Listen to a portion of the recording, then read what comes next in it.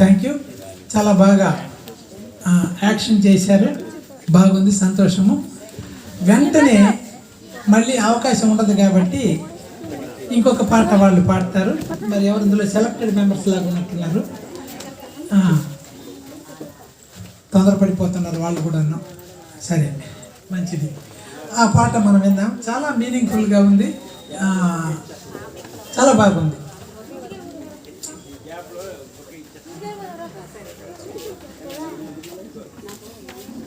తీసుకో.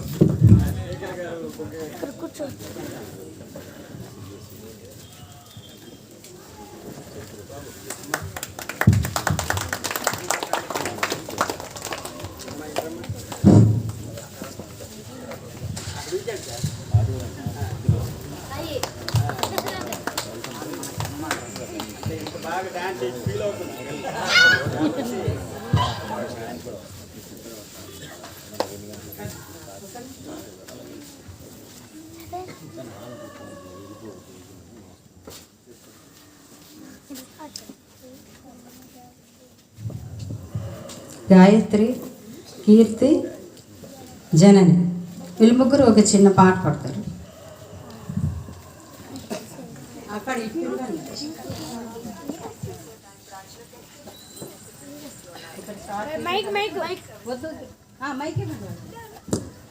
గాయత్రికి బాబు 2 మైకులు ఇవ్వండి అమ్మా. గాయత్రికి ఒకటి, కీర్తికి ఒకటి.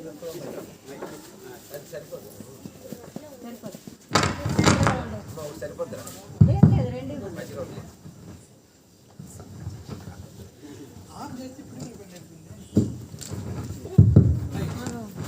ఒక్క నిమిషం స్టార్ట్ చేసిన తర్వాత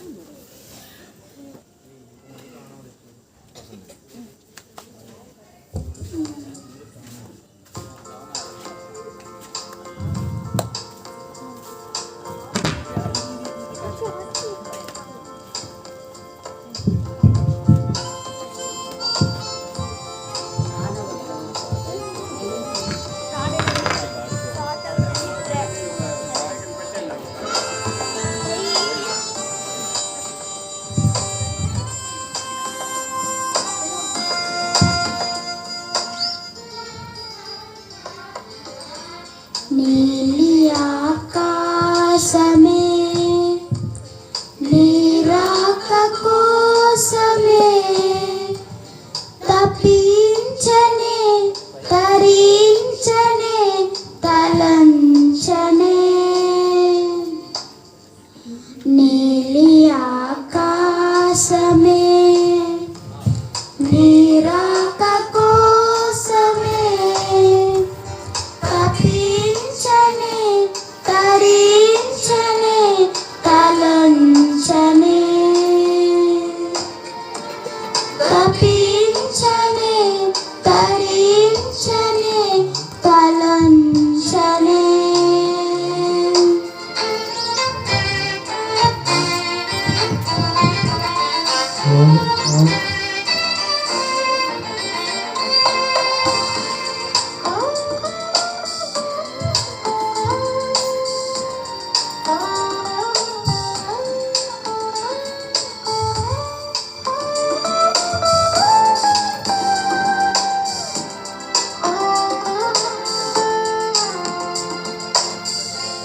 నీరాక కోసమే వెలసెను ఇంతగా ఆకాశ వీధిలో అందాల తారక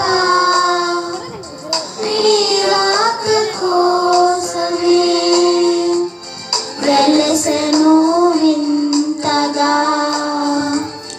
ఆకాశ వీధిలో అందాల తారక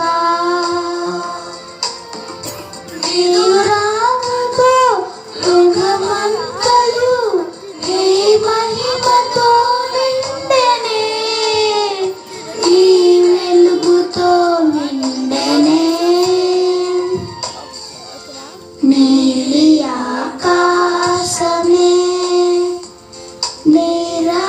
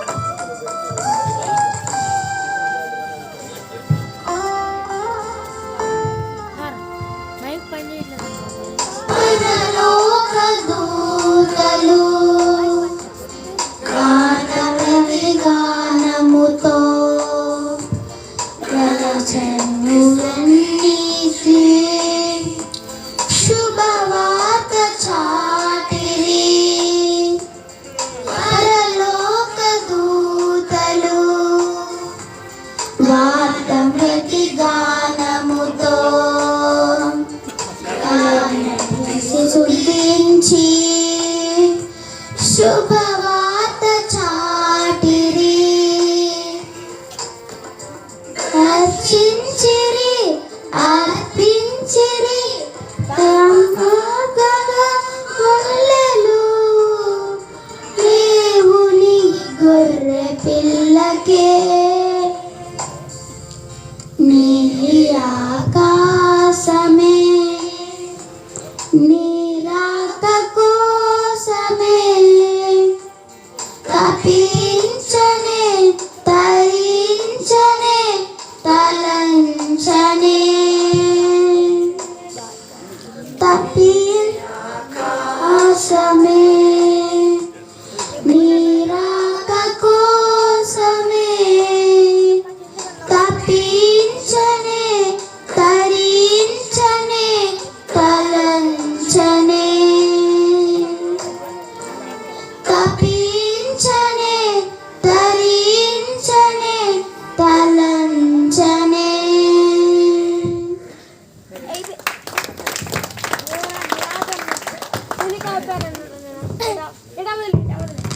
నేను అవన్నీ క్యాన్సిల్ చేస్తా.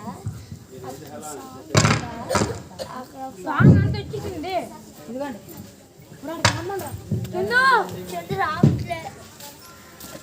చందు అలా కూర్చొస్తాను. పాపా అక్కడ కూర్చుంటారా? ఇక్కడే కూర్చో.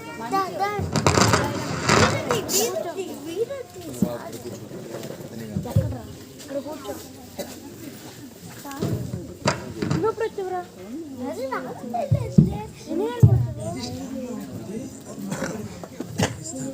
ఓకే, థ్యాంక్ యూ చిన్నపిల్లలు, అద్భుతంగా. అబ్బాయిని కొంచెం చూడండి. మీరు ఇటు రండి, బ్యాక్ రండి. రమ్మన్నాను కదా. మంచిది, సంతోషం. అయిపోయిన తర్వాత తండ్రిగా మాట్లాడుతులేండి, టైం బోల్డ్ అంతుంది మాట్లాడుకోవడానికి. ఓకేనా? Thank you. సరే, ఇంకా రావాల్సిన వాళ్ళు వస్తారు, మనము స్టార్ట్ చేద్దాం. ఇప్పుడు మనకు వాక్యం అందివ్వడానికి వచ్చినటువంటి దైవజనులు మన మధ్య ఉన్నారు కాబట్టి వారిని వాక్యం అందివ్వాల్సిందిగా మనం చేస్తున్నాం.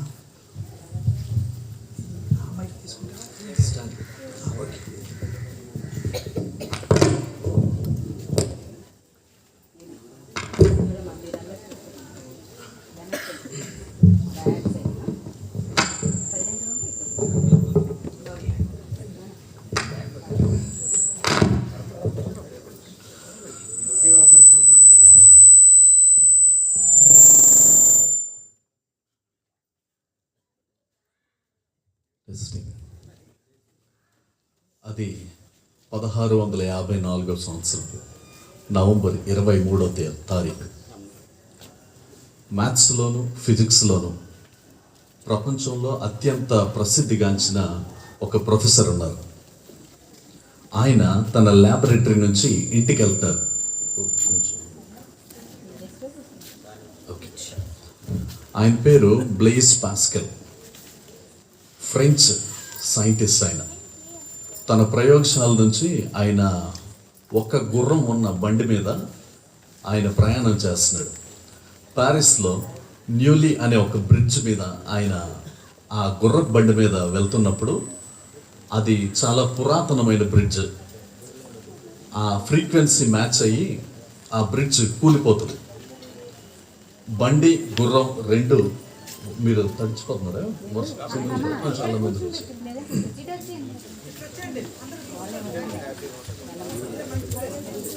ఓకే. అక్కడ అలర్ట్ చేయకూడదు. ఆ బ్రిడ్జ్ మీద ఆయన వస్తున్నప్పుడు ఆ బ్రిడ్జ్ కూలిపోతే బండి కింద పడింది, గుర్రం చనిపోయింది. అక్కడున్న ఒక దూలానికి పట్టుకొని ఈ గొప్ప సైంటిస్ట్ లేకపోతే ఫిజిసిస్ట్ వేలాడుతున్నాడు. అది ఈవినింగ్ టైము. ఎవరైనా నన్ను కాపాడండి అని గట్టిగా అరుస్తున్నాడు. ఎవరికి వినపడడం లేదు. దూరంగా ఉన్న ఒక రైతు వచ్చి అతన్ని సేవ్ చేస్తాడు. అప్పటి వరకు ఒక నాస్తికుడిగా ఉన్నటువంటి ఈ బ్లెయిస్ పాస్కల్ అనే ఈ శాస్త్రవేత్త తాను కాపాడబడిన తర్వాత ఒక మాట అన్నాడు. అదేంటంటే, today what the world need is not just science but A saviour. ఈరోజు ప్రపంచానికి కావాల్సింది సైన్సే కాదు, ఒక రక్షకుడు కావాలి అని అన్నాడు. ఒక రక్షకుడు కావాలి. ఈ క్రిస్మస్ అటువంటి రక్షకుడి గురించి ప్రకటిస్తుంది. ఈ క్రిస్మస్ ఆ రక్షకుడి గురించి మాట్లాడుతుంది. క్రిస్మస్ అని అనగానే మనకు మంచి డెకరేషన్, బెలూన్స్, పాటలు, స్కిట్స్ ఇవన్నీ మనకు తెలుస్తూ ఉంటాయి, కనిపిస్తూ ఉంటాయి. ఈ క్రిస్మస్ చాలా విలక్షణమైనటువంటి సెలబ్రేషన్. భారతదేశంలో 26 మేజర్ ఫెస్టివల్స్ ఉన్నాయి, అందులో క్రిస్మస్ ఒకటి. ఈ క్రిస్మస్ ఎందుకు వీటన్నిటికంటే విభిన్నమైనది లేకపోతే విలక్షణమైనది అని అంటే, కొన్ని పండుగలు కొన్ని ప్రాంతాలకు పరిమితమైనవి, ఇంకొన్ని పండుగలు కొన్ని జిల్లాలకి లేకపోతే రాష్ట్రానికి, దేశానికి పరిమితమైనటువంటి పండుగలు. అయితే క్రిస్మస్ ఇది ప్రపంచం అంతా కూడా సెలబ్రేట్ చేసుకునేటటువంటి పండుగ. సో ఈ క్రిస్మస్కి సంబంధించి ఒక వృత్తాంతాన్ని నేను తెలియజేసి నా సందేశంలోనికి వెళ్తాను. ఇది 2వ ప్రపంచ యుద్ధం జరుగుతున్నప్పుడు జరిగినటువంటి సంఘటన. 1944 సంవత్సరంలో డిసెంబర్ 2వ వారంలో జరిగింది. అవి క్రిస్మస్ సీజన్.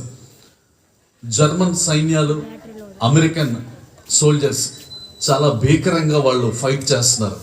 వరల్డ్ వార్ 2లో ఒక జర్మన్ అబ్బాయి, యంగ్స్టర్, యుద్ధంలో గాయపడినటువంటి కొంతమంది అమెరికన్స్ని వాళ్ళ ఇంటికి తీసుకొని వెళ్ళి వాళ్ళ అమ్మ తను కలిసి వాళ్ళకి తగిలిన గాయాలకి అవి శుభ్రం చేసి కట్లు కడుతున్నారు.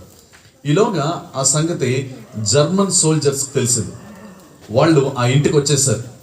ఒక జర్మన్ అయ్యుండి అమెరికన్ సోల్జర్స్కి వీళ్ళు కట్లు కడుతున్నారు ఏంటి అని ఆ డోర్ నాక్ చేసి లోపలికి వచ్చి చూశారు. వచ్చి చూస్తే ఆ కొడుకు అమ్మ ఇద్దరు కలిసి పాటలు పాడుతూ వాళ్ళకి సర్వ్ చేస్తుంటారు, ఆ గాయాలన్నీ క్లీన్ చేసి. ఈ అమెరికన్ సోల్జర్స్ కాసేపు అదంతా చూసి వీళ్ళు కూడా వాళ్ళతో కలిసి కూర్చొని ఆ రోజు సాయంత్రం ఆ తల్లి కొడుకు ఇద్దరు తయారు చేసినటువంటి భోజనాన్ని తిని అక్కడ రాసింది ఏంటంటే కొన్ని పొటాటోస్, కొంత నాన్ వెజ్ వాళ్ళు తిని వాళ్ళంతా ఎంజాయ్ చేశారట. ఆ తర్వాత రోజు ఈ 2 సైన్యాలకు సంబంధించినటువంటి సోల్జర్స్ కూడా ఆ ఇంటికి వచ్చి క్రిస్మస్ క్యారల్స్ పాడుకొని ఒకరికొకరు హగ్స్ ఇచ్చుకొని, షేక్ హ్యాండ్స్ ఇచ్చుకొని వాళ్ళు సెలబ్రేట్ చేసుకొని ఫుట్బాల్ ఆడారంట.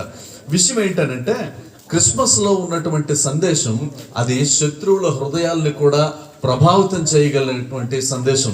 ఇది చరిత్రలో జరిగినటువంటి సంగతి. బైబిల్లో నుంచి కొన్ని మాటలు చదివి ఈరోజు ఈ క్రిస్మస్ సందేశాన్ని నేను మీ ముందుకు తీసుకురావడానికి ఇష్టపడుతున్నాను. లూకా సువార్త 2వ అధ్యాయంలో ఉన్న మాటల్ని నేను చదువుతున్నాను. యేసు ప్రభు పుట్టిన సందర్భంలో రాయబడినటువంటి మాటలు ఇవి. ఆ దినములలో సర్వలోకమునకు ప్రజాసంఖ్య వ్రాయవలనని కైసర్ ఔగుస్తు వలన ఆజ్ఞ ఆయను. ఇది కురేనియు సిరియా దేశమునకు అధిపతి అయి ఉన్నప్పుడు జరిగిన మొదటి ప్రజాసంఖ్య. అందరూ ఆ సంఖ్యలో వ్రాయబడుటకు తమ తమ పట్టణములకు వెళ్ళిరి. యోసేపు దావీదు వంశములోను గోత్రములోను పుట్టినవాడు గనుక తనకు భార్యగా ప్రదానం చేయబడి గర్భవతి అయి ఉండిన మరియతో కూడా ఆ సంఖ్యలో రాయబడుటకు గలిలయలోని నజరేతు నుండి, యూదయలో నుండి బెత్లెహేం అనబడిన దావీదు ఊరికి వెళ్ళెను. వారక్కడ ఉన్నప్పుడు ఆమె ప్రసవ దినములు నిండెను గనుక తన తొలిచూలు కుమారుని కని పొత్తిగుడ్డలతో చుట్టి సత్రములో వారికి స్థలము లేనందున ఆయనను పశువుల తొట్టెలో పరుండబెట్టెను. ఆ దేశంలో కొందరు గొర్రెల కాపరులు పొలములో ఉండి రాత్రి వేళ తమ మందను కాచుకొనుచుండగా ప్రభువు దూత వారి యొద్దకు వచ్చి నిలిచెను. ప్రభువు మహిమ వారి చుట్టూ ప్రకాశించినందున వారు మిక్కిలి భయపడిరి. అయితే ఆ దూత, భయపడకుడి, ఇదిగో ప్రజలందరికీ కలుగబోవు మహా సంతోషకరమైన సువర్తమానము నేను మీకు తెలియజేయుచున్నాను. దావీదు పట్టణమందు నేడు రక్షకుడు మీ కొరకు పుట్టి ఉన్నాడు, ఈయన ప్రభు అయిన క్రీస్తు. ఈ మాట మరొకసారి చదువుతాను. అయితే ఆ దూత, భయపడకుడి, ఇదిగో ప్రజలందరికీ కలుగబో మహా సంతోషకరమైన సువర్తమానము నేను మీకు తెలియజేయుచున్నాను. దావీదు పట్టణమందు నేడు రక్షకుడు మీ కొరకు పుట్టి ఉన్నాడు, ఈయన ప్రభువైన క్రీస్తు. ఈ మాటల్లో నుంచి క్రిస్మస్కి సంబంధించి 3 సంగతులు నేను ఈ సాయంత్రం మీకు తెలియజేయడానికి ఇష్టపడుతున్నాను. 3 విషయాలు 30 నిమిషాల్లో మనం ముగించుకుందాం. జాగ్రత్తగా ఈ మాటల్ని మీరు వినాలని కోరుతున్నాను. క్రిస్మస్ అంటే ఏంటి అని మనం ఆలోచిస్తే, ఇందాక చెప్పినట్లుగా ఇది డెకరేషన్తో కూడిన ఫెస్టివల్, లేకపోతే సెలబ్రేషన్తో కేక్స్ కానీ, క్యారల్స్ కానీ, క్యాండిల్స్ కానీ ఇలాగ చుట్టూ కనిపిస్తూ ఉంటాయి. అయితే చదువుకున్న బైబిల్లో నుంచి క్రిస్మస్ అంటే ఒక 3 సంగతులు నేను మీకు తెలియజేయడానికి ఇష్టపడుతున్నాను. మొట్టమొదటిది, క్రిస్మస్ అంటే ఏంటి అని అంటే, it is the proclaim of God. ఇది దేవుని యొక్క సందేశం. క్రిస్మస్ అంటే ఏంటి అని అంటే, ఇది దేవుని యొక్క సందేశం. ఇది మొదటి సంగతి. ఇది దేవుని యొక్క ఆన్సర్. దేనికి దేవుడు ఆన్సర్ ఇచ్చాడు అని అంటే, అనాది కాలం నుండి మనుషులకు చాలా ప్రశ్నలు ఉన్నాయి. స్నేహితులారా, జాగ్రత్తగా వినండి. నా ఫస్ట్ మాట ఏంటంటే, ఇది దేవుని సందేశం. అనాది కాలం నుంచి మానవులకి అనేక ప్రశ్నలు ఉన్నాయి. ప్రతి వ్యక్తి తన జీవితంలో ఏదో ఒక సమయంలో ఈ ప్రశ్నల్ని ఆలోచిస్తాడు. నేను ఎవరిని? నేను ఎక్కడి నుంచి వచ్చాను?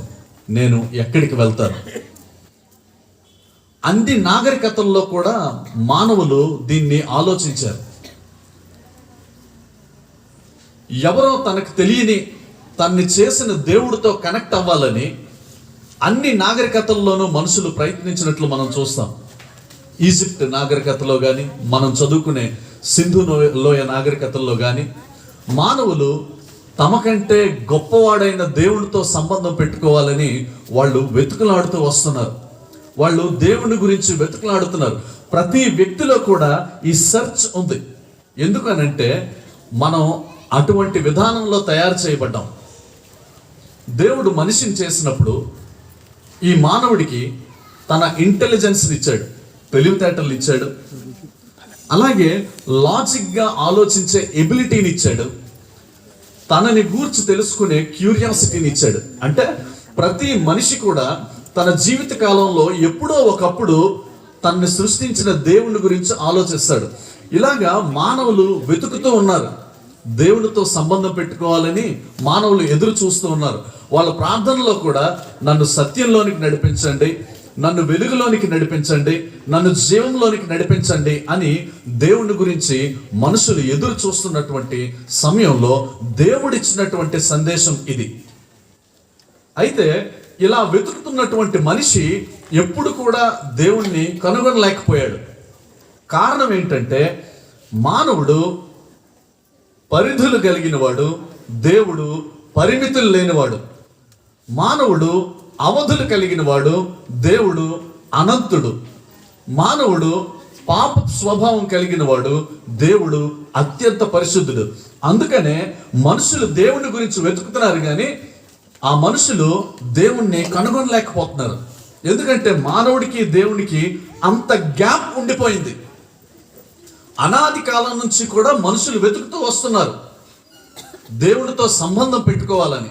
అనేక విధానాల్లో వాళ్ళు పూజలు కానీ, ప్రార్థనలు కానీ, లేకపోతే మరొకటి కానీ చేస్తూ ఆ దేవుడితో కనెక్ట్ అవ్వాలని వాళ్ళు ప్రయత్నిస్తూ వాళ్ళు ఫెయిల్ అయిపోతున్నటువంటి పరిస్థితుల్లో దేవుడే తన దైవత్వానికి మానవత్వాన్ని జోడించుకొని ఈ భూమి మీదకి ఒక శిశువుగా వచ్చాడు. క్రిస్మస్ అంటే ఏంటంటే, it is the proclaim of God. ఇది దేవుని యొక్క సందేశం. మానవుల వెతుకులాటకు దేవుడిచ్చినటువంటి జవాబు. మనుషులు దేవుని గురించి వెతుకుతున్నారని చెప్పి మనుషులు ఎప్పటికీ కూడా దేవుణ్ణి చేరుకోలేరు. అది అనంతమైన గ్యాప్ ఉంది. ఇన్ఫైనైట్ గాడ్ ఫైనైట్ మ్యాన్ దగ్గరికి, లేకపోతే పరిమితులు కలిగిన మనుషుల దగ్గరికి దేవుడే ఈ సృష్టిలోనికి రావడం అన్నది క్రిస్మస్. 2024 సంవత్సరాల క్రితం ఆయన చరిత్రలో ఒక శిశువుగా జన్మించాడు. కళ్ళు మూసుకొని మనం ప్రపంచ పటం మధ్యలో మనం ఫింగర్ పెడితే అది ఇస్రాయెల్. ప్రపంచానికి నడిబొడ్డున ఉన్నటువంటి ఈ ఇస్రాయెల్ అనేటటువంటి దేశంలో తాను ముందే చెప్పినట్లుగా ఆ దేశంలో ఆయన జన్మించాడు. ఇందాక మనం టెక్స్ట్లో చదివిన మాటల్లో కూడా ఇలా ఉంది, సర్వలోకానికి ప్రజా సంఖ్య రాయాలని కైసర్ ఔగుస్తు అంటే సీజర్ అగస్టస్. ఈ సీజర్ అనే వ్యక్తి రోమ్ని పరిపాలించినటువంటి, లేకపోతే రోమ్ సామ్రాజ్యాన్ని స్థాపించిన మొట్టమొదటి వ్యక్తి. ఆ సీజర్ అగస్టస్, ఆ సీజర్ వాళ్ళ అబ్బాయి అన్నమాట అగస్టస్. ఆ కాలంలో జరిగింది. అంటే చాలా మంది హిస్టారియన్స్ కూడా యేసు ప్రభు యొక్క బర్త్ లేకపోతే ఆయన జననం గురించి మాట్లాడారు. చాలా మంది రోమన్ చరిత్రకారులు యేసు ప్రభువు నిజంగా చరిత్రలో పుట్టాడు అనే సంగతిని రాశారు. ఈరోజు మన డేట్ ఆఫ్ బర్త్ గురించి మాట్లాడుకున్నా, లేకపోతే ఏదైనా ఒక హిస్టారికల్ ఈవెంట్ గురించి మనం మాట్లాడుకున్నా, దానికి మనం ఒక రెఫరెన్స్ ఇస్తాం, BC AD అని. అంటే క్రీస్తుకు పూర్వం, క్రీస్తుకు శకం అని చెప్పి. క్రీస్తు ఆయన తాను చెప్పినట్లుగా కాలం సంపూర్ణమైనప్పుడు ఆయన చరిత్రలోనికి వచ్చాడు. అదే క్రిస్మస్. క్రిస్మస్లోని మొట్టమొదటి సంగతి ఇది. క్రిస్మస్ అంటే ఏంటి అని అంటే, it is the proclaim of God. ఇది దేవుని యొక్క సందేశం, మానవుల వెతుకులాటకు దేవుడిచ్చినటువంటి సందేశం ఇది. రెండవ సంగతి ఏంటంటే, Christmas is the pleasure of God. ఇది దేవుని యొక్క సంతోషం. స్నేహితులారా, 3 సంగతులు నేను మీకు తెలియజేస్తానని చెప్పాను. మొట్టమొదటి విషయం, ఇది దేవుని సందేశం. రెండవది, ఇది దేవుని యొక్క సంతోషం, ప్లెజర్ ఆఫ్ గాడ్. స్నేహితులారా, ప్లెజర్ లేకపోతే సంతోషం అనగానే మనకు చాలా హ్యాపీగా అనిపిస్తుంది. మనం అన్ని పనులు ఎందుకు చేస్తాం అని అంటే, మనం చేసే పనులన్నీ కూడా అల్టిమేట్గా ఉద్యోగం చేసినా, లేకపోతే మరొక కూలి పని చేసినా, లేదా ఇంకొక వర్క్ చేసినా ఎందుకు అని అంటే, అల్టిమేట్గా మనము, మన పిల్లలు, మన ఫ్యామిలీ సంతోషంగా జీవించడానికి చేస్తాం. ఇది అల్టిమేట్ రీజన్. సంతోషం కోసమే మానవుడు బతుకుతూ ఉంటాడు.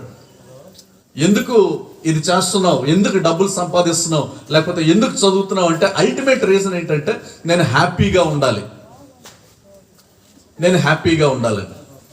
చాలా మంది మనుషులకి ప్లెజర్ లేకపోతే సంతోషం అంటే ఏంటి అని అంటే, ఫన్ ఈజ్ దేర్ ప్లెజర్. అంటే జోక్స్ వేయడం, కామెడీ చేయడం, ఫన్నీ స్కిట్స్ చూడడం, ఎవరినైనా ఆట పట్టించడం, అదే వాళ్ళకి సంతోషం, ఫన్.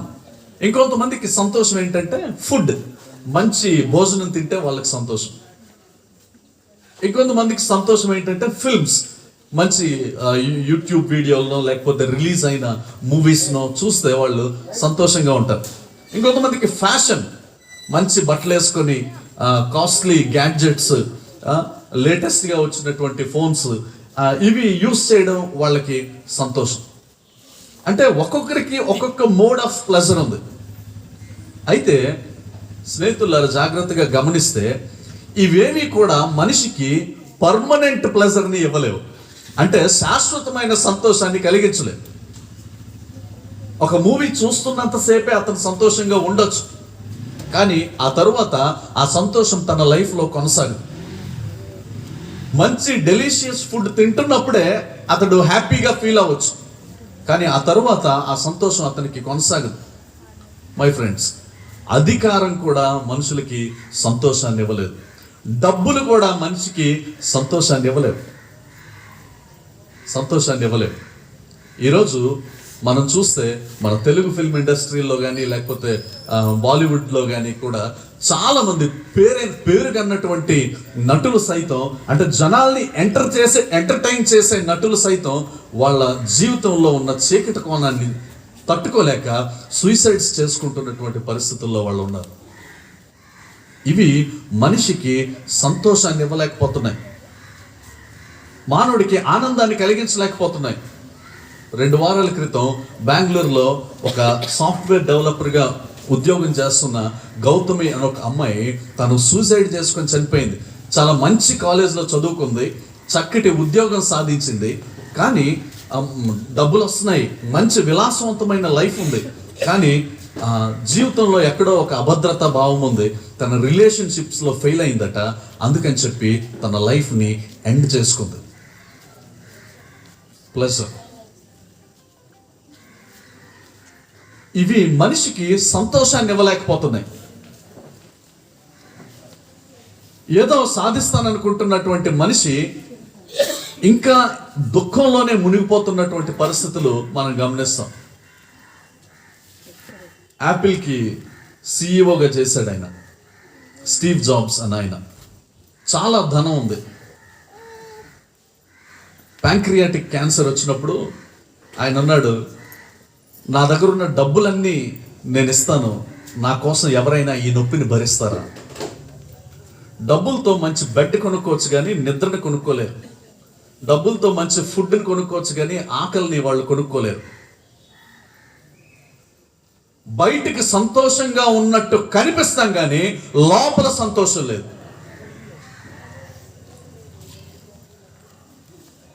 జీకే చెస్టర్టన్ అనే ఒక ఆయన అన్నాడు, the heart of the problem is the problem of the heart. మనిషి హృదయంలో ఉన్నటువంటి ఈ వేదన అన్ని సమస్యలకి కారణం. అన్ని సమస్యలకి కారణం. అధికారం మనిషిని సంతోషంగా ఉంచలేకపోతుంది. ప్రపంచంలో ఒక గొప్ప లీడర్, ఆయన పేరు అడాల్ఫ్ హిట్లర్. ఆయన అన్నాడు, భయానికే భయం పుట్టిస్తా అని అన్నాడు. కానీ తన హృదయంలోని భయం తనల్ని నలిపివేసి తన గన్తో తనే కాల్చుకుని చనిపోయాడు. ఇవన్నీ ఎందుకు మాట్లాడుతున్నానంటే, ఈ భూమి మీద ఉన్న లేకపోతే మనుషులు సంపాదించుకునేవేవి కూడా వాళ్ళకి సంతోషాన్ని ఇవ్వలేకపోతున్నాయి. వాళ్ళు ఫెయిల్ అయిపోతున్నారు. లతా మంగేష్కర్ 2001లో ఆవిడికి భారతరత్న అవార్డు ఇచ్చారు. భారతదేశంలో అంతకంటే పెద్ద అవార్డు ఇంకొకటి లేదు. ఆవిడ్ని గాన కోకిల అని అన్నారు. ఆవిడ అంది, నా దగ్గర చాలా కార్లు ఉన్నాయి. తన ఆఖరి రోజుల్లో ఆవిడ హాస్పిటలైజ్డ్ అయిపోయిన తర్వాత, నా దగ్గర చాలా కార్లు ఉన్నాయి కానీ నన్ను వీల్ చైర్లో నడిపిస్తున్నారు. వేసిన డ్రెస్ మళ్ళీ వేసుకోకుండా నేను ధరిస్తే 6 సంవత్సరాలకు సరిపడా బట్టలు నా దగ్గర ఉన్నాయి, కానీ ఒకే గౌను మార్చి మార్చి నాకు వేస్తున్నారు. నా జుట్టుని నా ముఖాన్ని మేకప్ చేయటానికి నా దగ్గర జీతగాళ్ళు ఉన్నారు, కానీ ఈరోజు నా జుట్టు దువ్వటానికి జుట్టే లేకుండా పోయింది. నా ముఖాన్ని తడిగుడ్డతో వాళ్ళు తుడుస్తున్నారు. జెట్ ఫ్లైట్స్లో ప్రయాణించిన నేను ఈరోజు స్ట్రక్చర్లో తిరుగుతున్నాను. స్నేహితులారా, మనిషికి ఇవేమీ కూడా ప్లెజర్ ఇవ్వలేనటువంటి పరిస్థితుల్లో, మానవుడు నిరాశతో లోనవుతున్నటువంటి పరిస్థితుల్లో యేసు ప్రభువు వారికి సంతోషాన్ని ఇస్తానని ఆయన వాగ్దానం చేస్తున్నాడు. అందుకనే it is the pleasure of God. ఈ చదివిన టెక్స్ట్లో ఏముంది అని అంటే, భయపడకుడి, ఇదిగో ప్రజలందరికీ కలుగుబోవు మహా సంతోషకరమైన సువార్తమానం. ఇది హ్యాపీ న్యూస్ అంట. వర్షం పడుతుంది, కొంచెం తొందరగా మనం ముగిద్దాం. మూడో సంగతి ఏంటి అని అంటే, it is the purpose of God. ఇది దేవుని యొక్క సంకల్పం. మొట్టమొదటి సంగతి,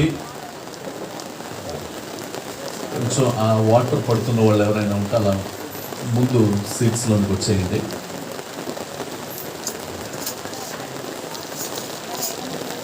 ఇది దేవుని యొక్క సందేశం. రెండవది, ఇది దేవుని యొక్క సంతోషం. మూడవది, ఇది దేవుని యొక్క సంకల్పం. It is the purpose of God. ఇది దేవుని సంకల్పం.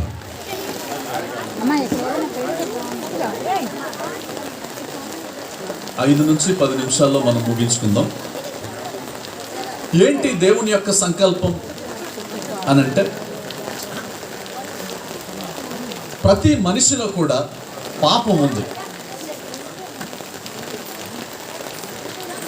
ఆనందంగా కనిపించే మనిషి జీవితంలో, మనిషి హృదయంలో పాపం ఉంది.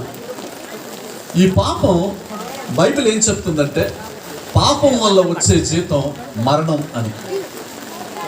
మనం ఒంటరిగా ఉన్నప్పుడు, ఎవరు మనల్ని చూడడం లేదనుకున్నప్పుడు, మన ఆలోచనలు, మనం చేసేటటువంటి పనులు అవి పాపంతో కూడుకున్నటువంటి పనులు. చాలాసార్లు ఎవరు గమనించట్లేదని అనుకుంటాం, కానీ దేవుడు ప్రతిదాన్ని చూసేటటువంటి దేవుడిగా ఉన్నాడు.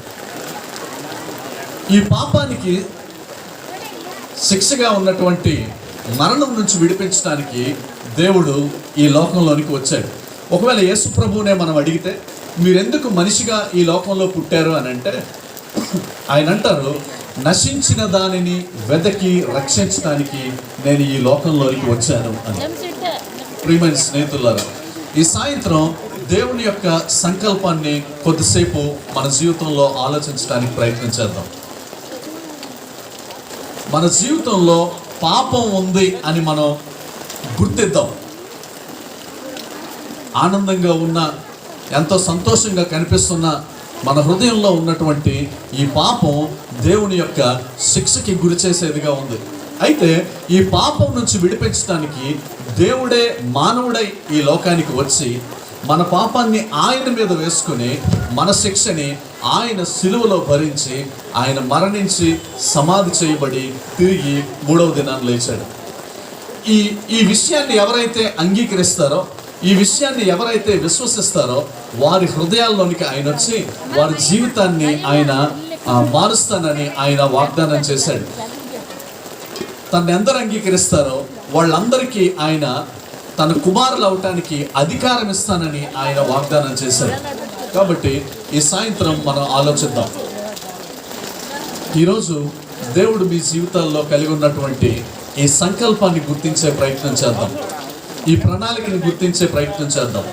దేవుడు మిమ్మల్ని ప్రేమిస్తున్నాడు. దేవుడు నన్ను మిమ్మల్ని ప్రేమిస్తున్నాడు.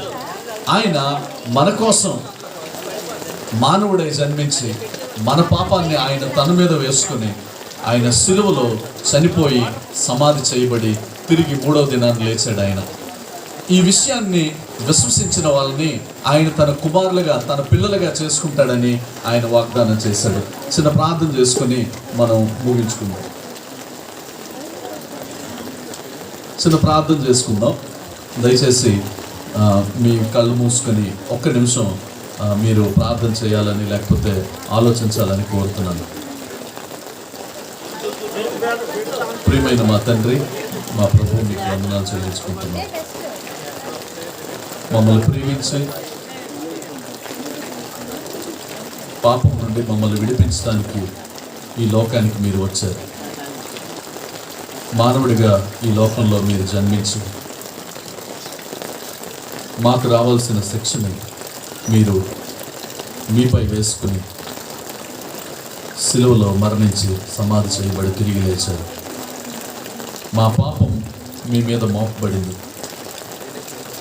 దాన్ని విశ్వసించిన వారిని మీ పిల్లలుగా చేసుకుంటారని తెలియజేస్తున్న మాటలు బట్టి వందనాలు. ఈ మాటలు ఎవరైతే విశ్వసిస్తున్నారో వారి హృదయాల్లో మీ కార్యం చేయమని, వారిని మీ బిడ్డలుగా చేసుకోమని మా ప్రభువు రక్షకుడైన క్రీస్తు యేసుని బట్టి ఈ ప్రార్థన అడిగి వేడుకుంటున్నాము తండ్రి. Amen. Wish you happy Christmas.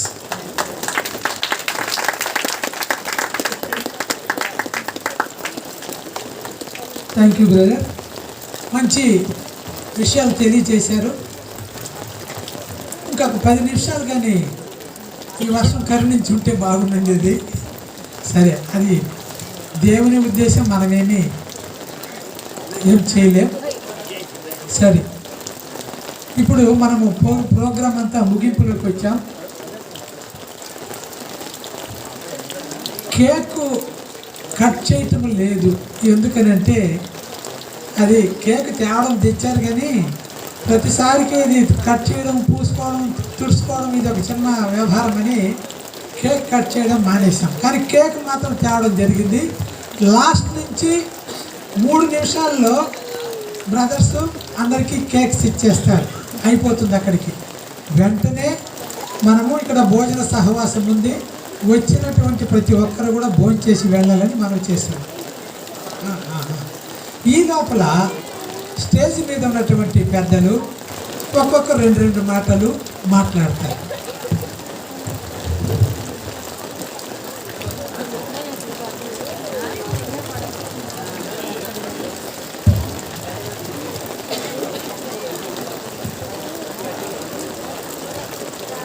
అందరికీ అడ్వాన్స్ క్రిస్మస్ శుభాకాంక్షలు. మా గౌరవనీయులు పెద్దలు స్వామినాథన్ గారు అనేక సంవత్సరాల నుండి ఈయన ఈ కాలనీలో నివసిస్తున్నప్పటి నుండి కూడా ప్రతి సంవత్సరము ఇది ఒక ఆహ్లాదకరమైన వాతావరణంలో ఒక పెద్ద పండగలా చేయడమే ఆనవాయితీ. ఈ ఆనవాయితీని ఆయన కంటిన్యూ చేస్తున్నందుకు అందులో మాకు ప్రతిసారి భాగస్వామ్యం కల్పించినా కొన్నిసార్లు మేము కొన్నిసార్లు అటెండ్ అవ్వలేకపోయినందుకు కూడా మన్నించమని మరొకసారి ప్రార్థిస్తూ ఆయన దీనికి కూడా ఒక మంచి పేరు పెట్టారు, జెరూసలేం పీస్ ఆఫ్ హోమ్.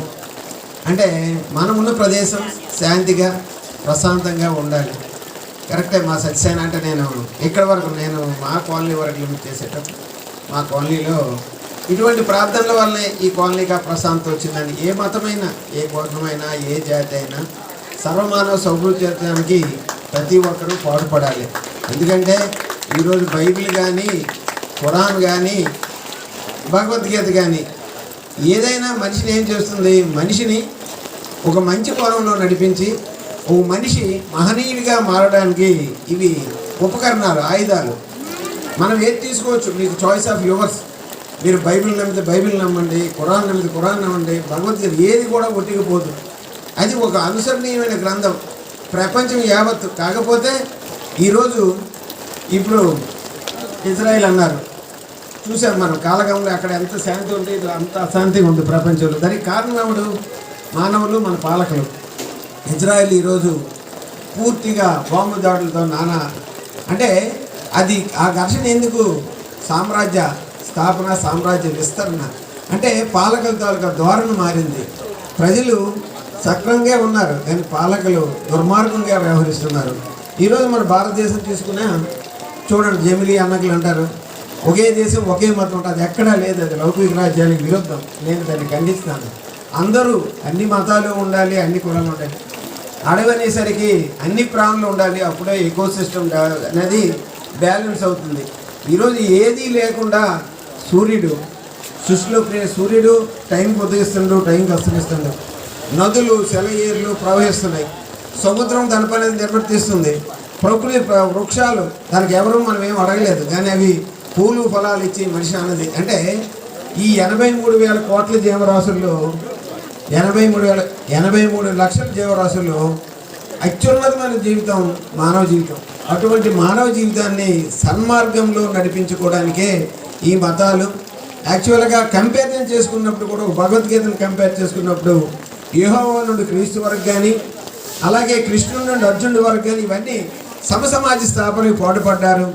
వీళ్ళంతా కూడా ఇప్పుడు మనల్ని ఒక ధర్మ మార్గంలోనూ, ఒక సురక్షితమైన మార్గంలోనూ, ఒక మంచి మార్గంలో నడిపించడానికి బాటలు వేశారు. కాబట్టి ఆ బాటల్లో మనందరము పయనిద్దాం. అందరికి కూడా ఇదే మనకి ఇప్పుడు క్రిస్మస్ అంటే it is just like festival of lights. అదే హిందూ మతం అయితే దీపావళి అంటారు. ఏ మతమైనా, ఏ జాతి అయినా మనిషి నిబద్ధతగా వ్యవహరించడం, ఈ విధంగా మనము దేవుడిని స్మరించడం వల్ల మనలో ఉన్న పాప విముక్తికి ఏది మంచి, ఏది చెడు.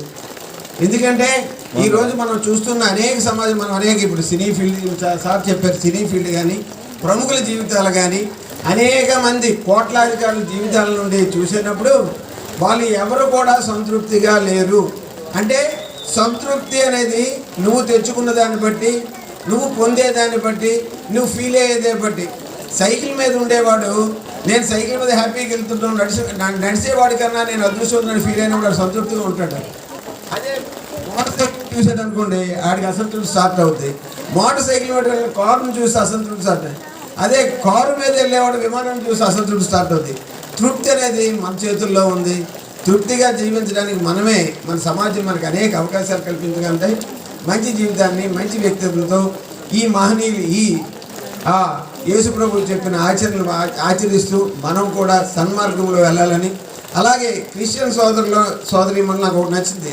నేను ఎందుకంటే మా హెల్త్ డిపార్ట్మెంట్లో ప్రతి ఒక్కరు కూడా శాలరీ ఎందుకంటే కొంత పర్సంటేజ్ ఒక దైవ కార్యక్రమం కొడతారు. అది గుడ్ డెసిషన్, అది ఎప్రిషియబుల్. ఎందుకంటే మనకంటూ మన స్వార్థంగా ఆ జీతాన్ని మొత్తం నా కుటుంబాన్ని కాకుండా ఒక మానవత్వానికి ఒక బృహత్ కార్యక్రమాన్ని వినియోగించడం మంచి సాంప్రదాయం. అది అందరూ కూడా పాటించాలని కోరుకుంటూ నాకు ఇంత మంచి అవకాశాలు కలిగిన నిర్వాహకులు మరియు ఎస్పెషల్లీ స్వామినాథన్ గారికి మరొకసారి క్రిస్మస్ అడ్వాన్స్ గ్రీటింగ్స్ తెలియజేస్తూ అందరూ కూడా ఇక్కడికి వచ్చిన ప్రతి ఒక్కరు మహిళా సోదరులు ఎక్కువగా వచ్చారు. వాళ్ళకు కూడా ఆ దేవదేవుడు ఆ భగవంతుడు చక్కగా చూడాలని, ఈ సంవత్సరంలాగే ఇంకా నెక్స్ట్ ఇయర్ కూడా ఎంతకన్నా ఎక్కువ మందితో మనందరం ఆనంద ఆయురారోగ్యాలతో ఉండాలని కోరుకుంటూ thank you one and all. Thank you sir, మంచి విషయాలు తెలియజేశారు. మన మూర్తి గారు. అందరికీ నమస్కారం. ఈ సెమీ క్రిస్మస్ సందర్భంగా చాలా మంచి ప్రోగ్రాం అరేంజ్ చేశారు సార్ స్వామినాథన్ గారు. వారు చెప్పడమే కాదు, యేసు ప్రభు తాలూకా చెప్పిన ప్రేమ, దయ, సౌభ్రాతృత్వం, ఏవైతే విషయాలు ఒకరితో పంచుకోవడం, సేవాభావం ఇవన్నీ కలిగి ఉన్న వ్యక్తి. వారిని చూసి మేము చాలా సంతోషపడుతుంటాం. వారు మా కాలనీ వాసులు, మా నైబర్ అవడం మాకు చాలా గర్వకారణం సార్. వారి ఇంట్లో పండిన ఫలాలు, పుష్పాలు అన్నీ మాకు పంచిపెడుతూ ఉంటారు. చూడండి, ఏ దేవుడైతేనేంటి, ఏ దేవుడికైనా అది సమర్పణే. ఆ విధంగా చేస్తున్నందుకు, స్వామినాథన్ గారు చేసి చూపిస్తున్నందుకు మా కాలనీ వాసులైనందుకు మాకు గర్వకారణం. అందరికీ ఇక్కడ వచ్చిన సోదరులకి, సోదరులకి అందరికీ కూడా క్రిస్మస్ మరియు నూతన సంవత్సర శుభాకాంక్షలు ముందుగానే తెలియజేస్తున్నాం. నూతన సంవత్సరానికి మళ్ళీ ఏదైనా చిన్న ప్రోగ్రాం పెడతారేమో మీరు. Thank you very much sir, చాలా బాగుంది programme. Thank you very much sir. Murthy గారు.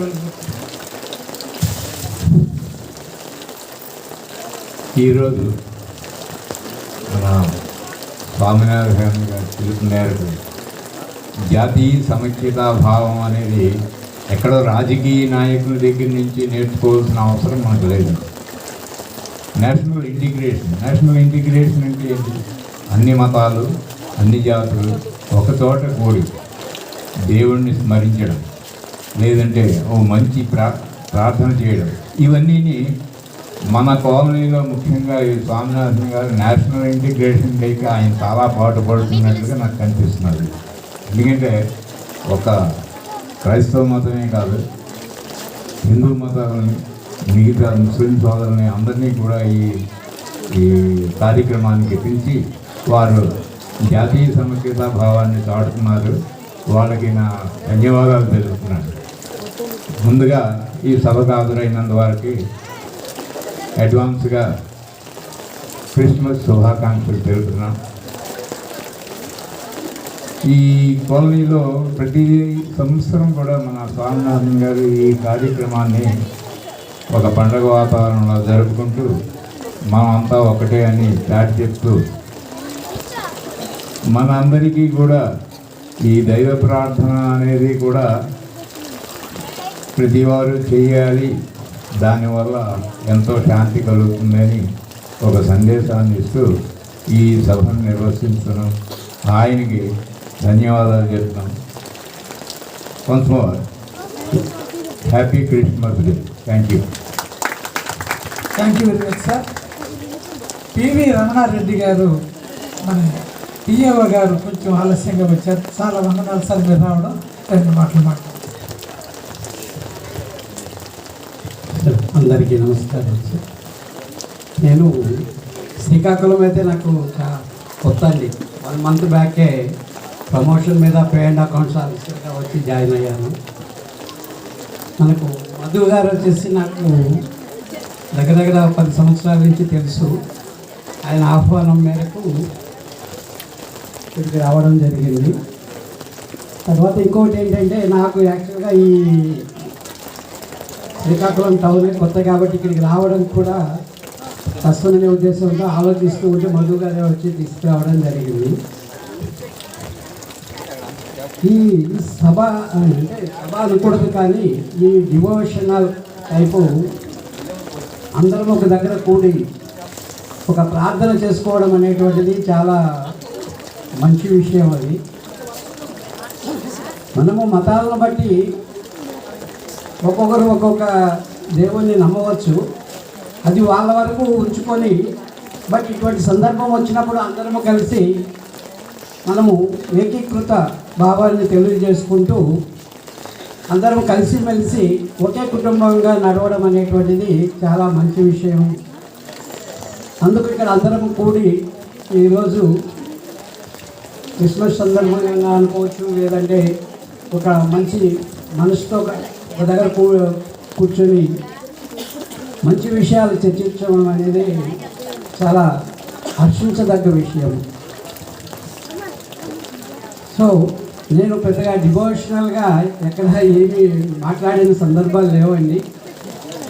హవెవర్ అందరికీ ముందస్తు క్రిస్మస్ శుభాకాంక్షలు. ఈ అవకాశం ఇచ్చినందుకు ధన్యవాదాలు సార్. Thank you sir. చాలా సంతోషంగా ఉంది. చాలామందిని ఇంకా కూడా ఎఫ్షర్స్ని పిలవడం జరిగింది. మరి కారణము కొంచెం అననుకూల వాతావరణమే కూడా కావచ్చు, రాలేకపోయారు. బ్యాంక్ స్టాఫ్ అందరూ వస్తామని అన్నారు, మరి వాళ్ళు రాలేకపోయారు. కొంతమంది వచ్చారు. ఎనీహౌ వచ్చిన వాళ్ళందరికీ పేరు పేరున నమస్కారాలు తెలియజేస్తున్నాం. మా ఆహ్వానాన్ని మన్నించి మీరు వచ్చారు, చాలా సంతోషం. వాతావరణం కొద్దిగా ఇబ్బంది ఉంది, అయినప్పటికీ పర్వాలేదు. ఇక ప్రోగ్రాం ముగిసిపోయింది కాబట్టి మెల్లగా నిదానంగా మనము ప్రేమ విందైతే సిద్ధం చేయడం జరిగింది. వెజిటేరియన్ ఉంది, నాన్ వెజిటేరియన్ ఉంది. వెజిటేరియన్ ఈ సైడ్ అరేంజ్ చేస్తారు, నాన్ వెజిటేరియన్ వెళ్ళి ఇక్కడ అరేంజ్ చేస్తారు. చక్కగా మీరు కావలసినంత చక్కగా తిని సంతోషంగా మీరు వెళ్తే మాకెంతో సంతోషం. మరి వేదిక మీద ఉన్నటువంటి పెద్దలు కూడా చాలా సంతోషం, వాళ్ళు వచ్చారు అందరూ, మాకెంతో సంతోషంగా మంచి మాటలు మాకు తెలియజేశారు, చాలా సంతోషం. ఎల్లప్పుడూ ఇలాగే ఉండాలని నేను మనవి చేస్తున్నాను. అంతేకాకుండా సుమారు 20 సంవత్సరాల నుంచి ఈ కార్యక్రమం ఇక్కడ జరుగుతూనే ఉంది. చూస్తాం దేవుడు మరి వచ్చే సంవత్సరం ఎలా ఉంటుందో పరిస్థితులు అయితే తెలియదు. సరే, దేవుడు అనుమతిస్తే ఇలాగే చేద్దాం, లేదంటే ఇంకొక రకంగా మనం తప్పనిసరిగా కలుద్దాం. Thank you very much sir. Thank you. అందరూ ఎవరు కూడా ప్రేమ విందు తీసుకోకుండా వెళ్ళవద్దని హృదయపూర్వకంగా నేను మనవి చేస్తున్నాను. కొద్దిగా నాకు 5 minutes టైం ఇస్తే ఇక్కడ ఏర్పాటు చేసేస్తాము. ఇక్కడ మీరు కూడా అక్కడే కూర్చోండి, మీరేం డిస్టర్బ్ కావద్దు. మీకు ఇక్కడ ఒక వెజిటేరియన్ టేబుల్ ఇక్కడ ఉంటుంది, ఇవన్నీ ఇక్కడ ఏర్పాటు చేస్తాం. దయచేసి మీరు అందరూ భోజనం చేసి వెళ్ళాలని మనవి చేస్తాం. కుర్చీలన్నీ బయట వేసేయాలి, ఎవ్వరు కుర్చీలు ఇక్కడ పెట్టండి.